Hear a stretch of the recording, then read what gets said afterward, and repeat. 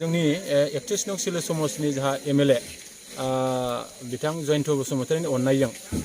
जोंनि नैबे 12 नं चिरांदुवा ब्लक कमिटिनि सिङाव थानाय देवस्रि बिसिडिसिनि नैबे लावख्रिगुरि गामियावहाय दिनै जोङो माखासे मुवा बेसाद राननो जोङो फैदों।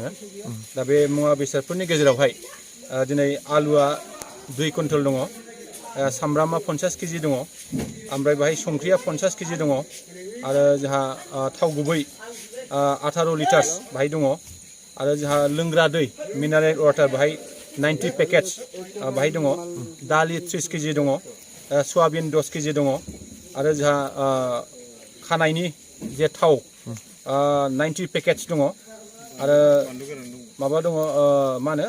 साबोन दङ 254 पेकेट्स दङ आरो केन्डेल दङ 90 पेकेट्स दङ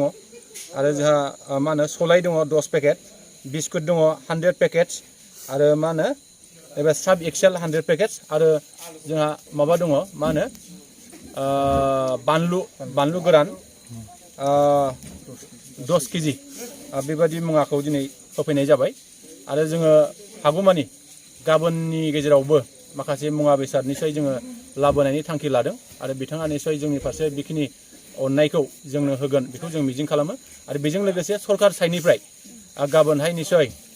नैबे लावख्रिगुरियाव जिखिनि 85 न'खरनो जेरैबायदि जोंहा रिलिफनि जे बेबस्था बे बेबस्थाखौ गाबोन निसय मोनगोन बेखौ जों मिजिं खालामो आरो जोङो दिनैनि गेजेरजों बे मुवा बेसाद राननायनि गेजेरजों आङो बेखौनो खावलायगोन जोंनि दानि जोंनि बेंटल सार्कोलनि जा सार्कोल अफिसार आरो जोंनि चिरांनि डिसि बिथाङाबो थाबैनो बे जायगायाव फैनानै बे रायजो राजाफोरनि जे गांनाय उखैनाय दुखु जारला बेखौ खबर लाफैनानै बिथांमोननिफ्राय सरकार साइडनिफ्राय जे राहा खालामनायनि बेबस्था बेखौ जाहाथे खालामो बेखिनिखौ आङो बिथांमोननिसिम गुरैयै खावलायनाय थाबाय। दा बेवहाय ट्रिपालफोरनि माबाफोर सर्टेजखौ नुनो मोनदों बेनि सायाव दासिमाव जोङो नैबे जिखिनि मुवा होफैबाय बाहाय जोङो ट्रिपालखौ दिनै होफैनो हानाय जायाखै। जों निसय गाबोननि गेजेराव ट्रिपालनि बेबस्थाखौ जों खालामनाय जागोन आरो रायजो राजाफ्रा निसय ट्रिपाल मोनोबा बिथांमोनहा बे जायगायाव थाफैनायनि बेबस्थाखौ जाहाथे खालामनो हायो। दानि मुवा बेसादखौ एमएलए सार हरनाय ना?